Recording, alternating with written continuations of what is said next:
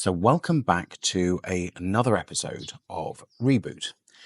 And firstly, thank you for all of the likes, all of the comments, and there were hundreds to reply to.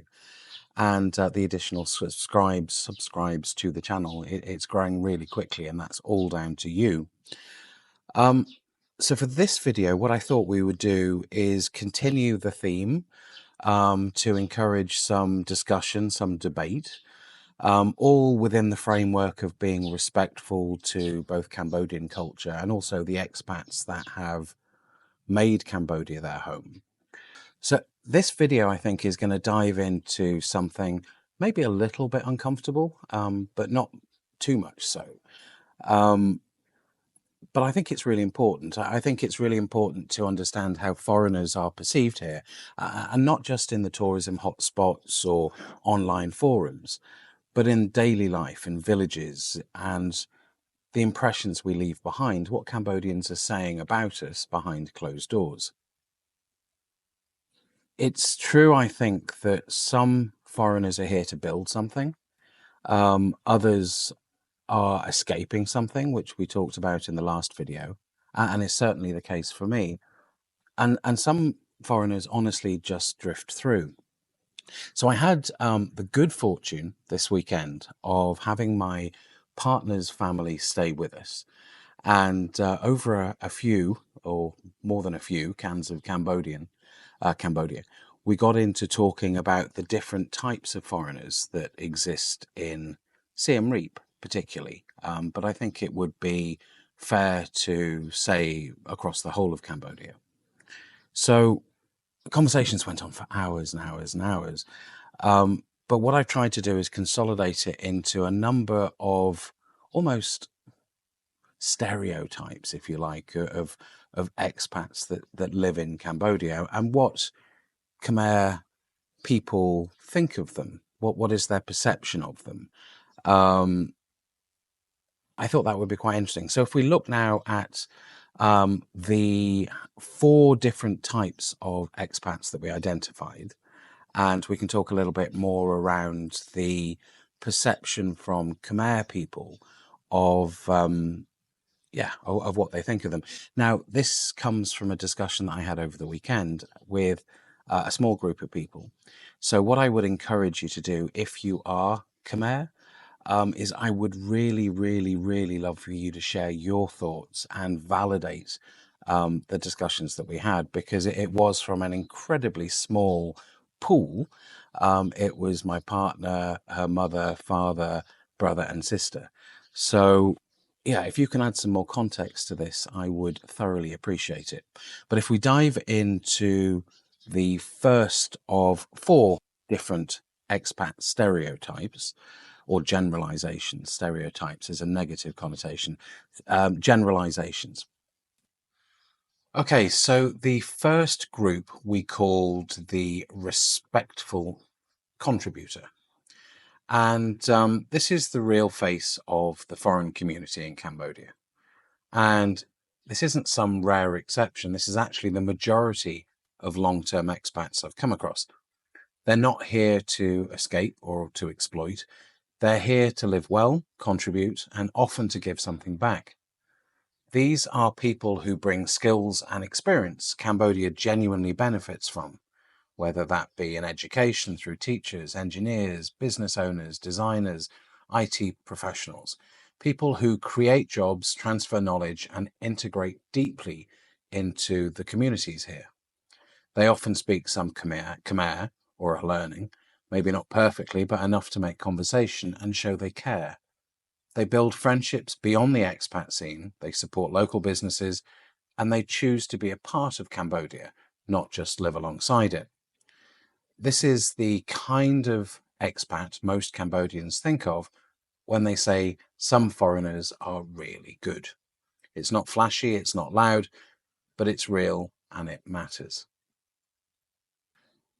So number 2 on the list of 4 is the digital nomad, or the bubble dweller.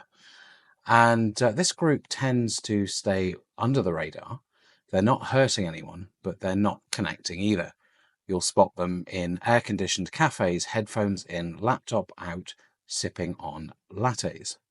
They're polite, they tip well, but they're living a parallel life, 1 foot in, 1 foot out. Most Khmer people couldn't tell you much about them. They exist, but in a different layer of society. This group isn't disliked, but they're not remembered either. The next group is the ghost expat. And these are the long-timers who slip in and out of daily life, almost unnoticed. They may have lived in Cambodia for years, but they don't talk much. They avoid drama. They don't attend social events and rarely post online. They are often polite, but they're a mystery, even to other foreigners. Khmer people often find them respectful, but puzzling. He's okay, they'll say, just quiet. They live no mess, but no legacy, just like a shadow passing through. The next group is what we called the savior complex foreigner. And this is the foreigner who came to help, but often is more about being seen as someone who helps. They might open a school without consulting anyone local, post dramatic stories on social media about giving a child hope, or refer to themselves as mama or papa to Cambodian children they barely know. To be honest, it's not always ill-intentioned, but it can be tone deaf, and to Khmer people, especially educated ones, it comes across as patronizing. Locals often say nothing, but they see the difference between someone working with them and someone working for their own narrative. The skepticism is quiet, but it's real. And the last group on the list is the party expat. And for a group, it gets a lot of attention, and not always the good kind.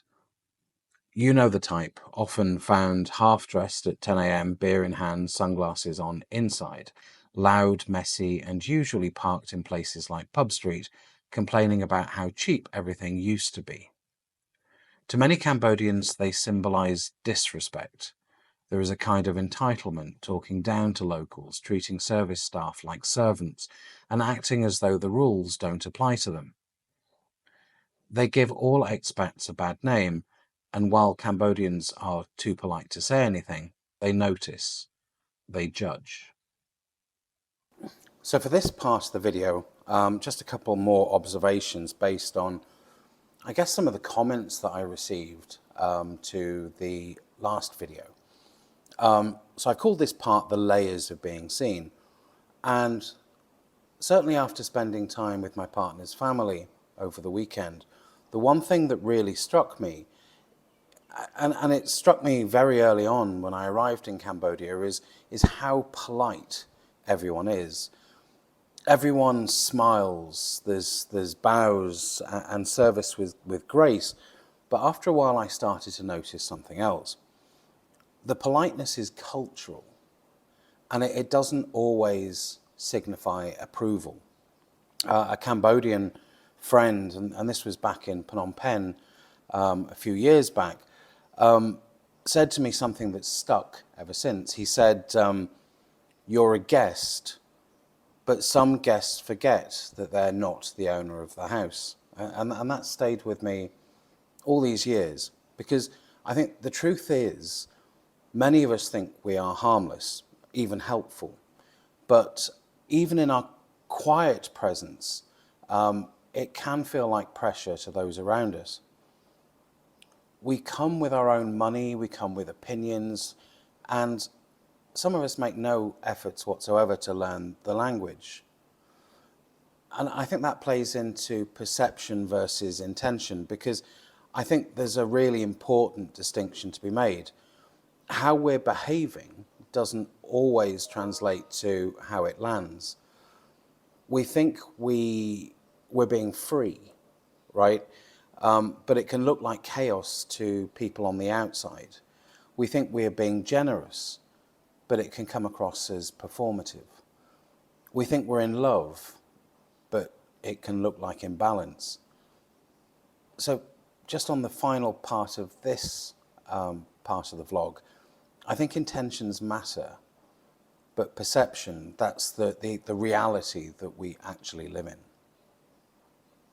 There was a comment made to the post, and a very valid point, about privilege and the fact that I'm making these videos, but I'm living in a walled villa.